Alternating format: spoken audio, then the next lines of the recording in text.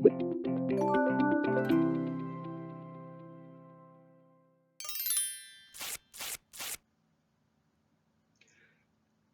2학기 5단원 바르게 대화해요. 마지막 시간입니다.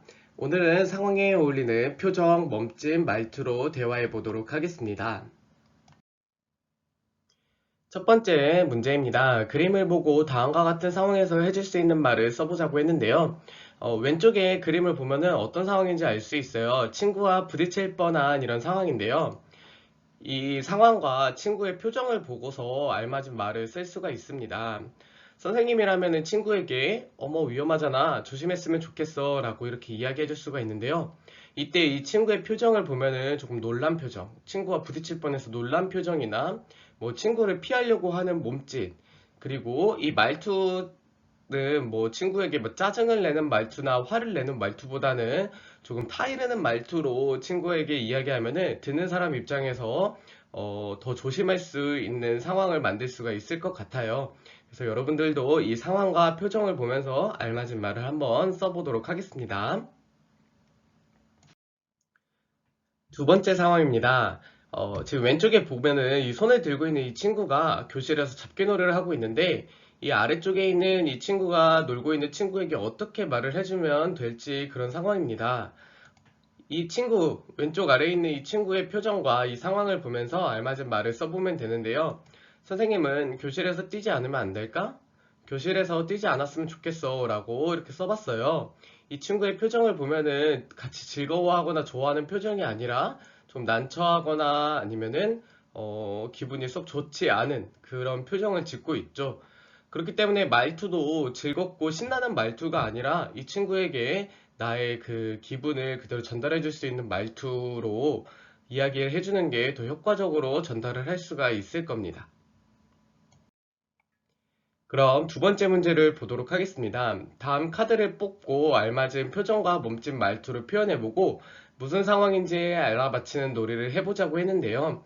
여러분들이 지금 이거를 가정에서 듣고 있다면 친구들과 직접 만날 수가 없기 때문에 집에서 부모님이나 또는 할머니, 할아버지 또는 동생, 형, 언니, 오빠, 누나들과 함께 해보면 좋을 것 같아요.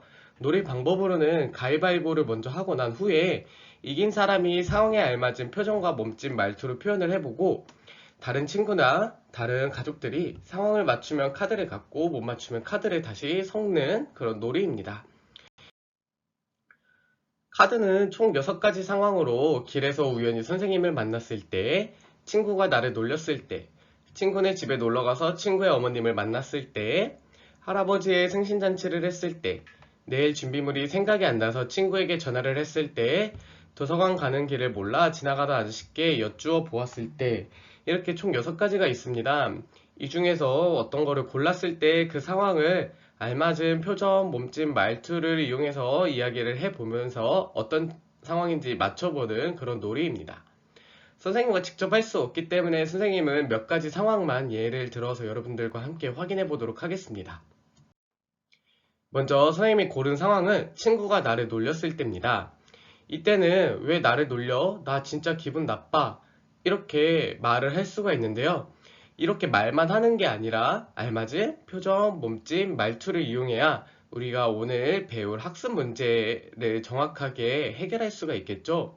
그래서 표정은 뭐 화가 난 표정 또는 기분이 좋지 않은 표정으로 하고 몸짓은 팔짱을 낀 몸짓 등 화가 났을 때 여러분들 하는 몸짓들이 있죠.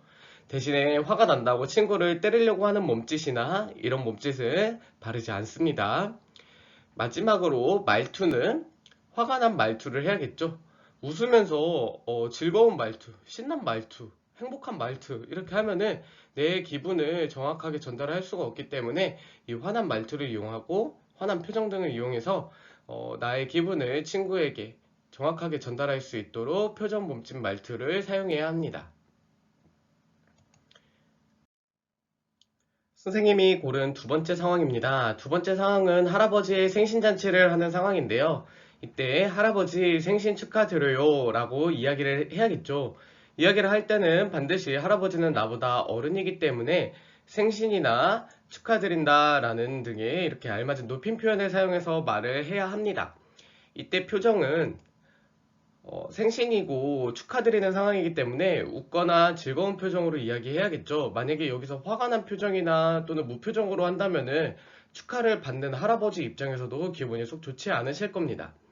그리고 축하를 하는 상황이기 때문에 박수치는 몸짓이나 할아버지를 안아드리는 그런 몸짓 등을 하면은 더 효과적으로 내 마음을 전달할 수가 있습니다.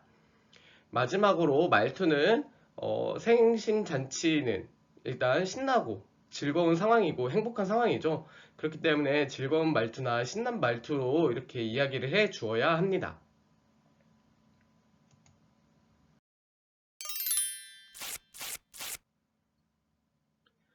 다음 시간에는 새로운 단원을 나갈 텐데요. 이야기를 읽고 인물의 마음이 어떻게 변했는지 정리해 보도록 하겠습니다.